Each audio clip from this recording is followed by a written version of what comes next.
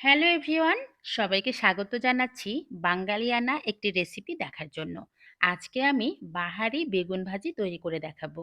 অনেকেই বলতে পারেন এই বেগুন ভাজির রেসিপি আবার দেখানোর কি আছে, তবে কিছু ছোট্ট ছোট্ট টিপস শেয়ার করব যাতে করে বেগুন ভাজি হবে অনেক বেশি সুস্বাদু আর তেলের পরিমাণ লাগবে খুবই কম।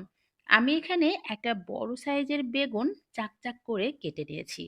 এখন যেটা করতে হবে, একটা ছুরির সাহায্যে এভাবে একটু কেচিয়ে নিতে হবে, যাতে করে যে মশলাগুলো ব্যবহার করব, মশলাগুলো বেগুনের মধ্যে খুব সুন্দরভাবে প্রবেশ করবে আর এটা দেখতেও খুব সুন্দর লাগবে।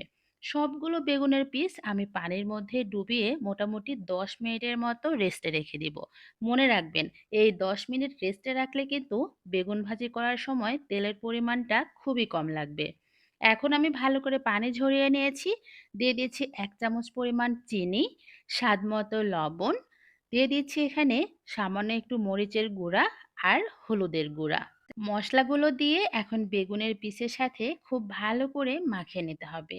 চিনি ব্যবহার করার কারণে বেগুন ভাজির টেস্ট খুবই ভালো আসবে।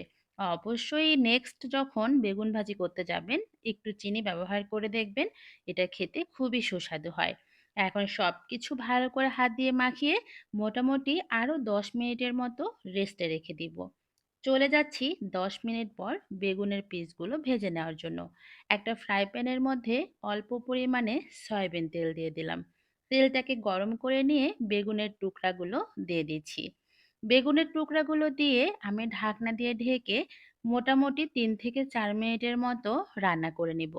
আর এতে করে বেগুনের পিসগুলো একদম সফট হয়ে আসবে। যেহেতু বেগুনের পিসগুলো সফট হয়ে এসেছে, এই পর্যায়ে কিন্তু আমি আর ঢাকনা দিয়ে ঢেকে দিব না। এখন আস্তে ধীরে উল্টিয়ে পাল্টিয়ে ভালো করে বেগুনের পিসগুলো ভেজে নিতে হবে। আমি এখানে যে পরিমাণ তেল ব্যবহার করেছিলাম, দেখতেই পাচ্ছেন তেলগুলো কিন্তু বেগুন খুব বেশি সোক করে নেয় নাই। এর একটাই কারণ হচ্ছে আমি বেগুনের পিসগুলোকে বেশ কিছুক্ষণ পানির মধ্যে ডুবিয়ে রেখেছিলাম। আর সাথে যেহেতু চিনি ব্যবহার করেছি, এর কারণেই কিন্তু বেগুনের পিসগুলো খুব বেশি তেল খাবে না।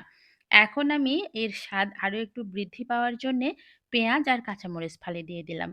অবশ্যই এই পদ্ধতিতে বেগুন ভাজি করতে গেলে পেঁয়াজ আর কাঁচামরিচ এভাবে দিবেন, দেখবেন খেতে ভীষণ টেস্টি হয়। আর পেঁয়াজ কিন্তু আমি একদম কড়া করে ভাজবো না, পেঁয়াজ একটু হালকা কচকচে অবস্থায় কিন্তু আমি নামিয়ে নিব। আমার কিন্তু বাহারি বেগুন ভাজি একদম রেডি হয়ে গিয়েছে। গরম গরম ভাত বলেন, পোলাও বলেন অথবা খিচুড়ির সাথে পরিবেশন করার জন্যে।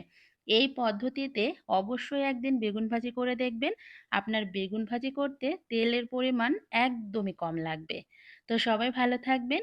আমার ভিডিওটি যদি ভালো লেগে থাকে, অবশ্যই একটা কমেন্টস করে আমাকে জানাতে ভুলবেন না। কারণ আপনাদের একটা কমেন্টস আমাকে অনেক বেশি উৎসাহ দেয়।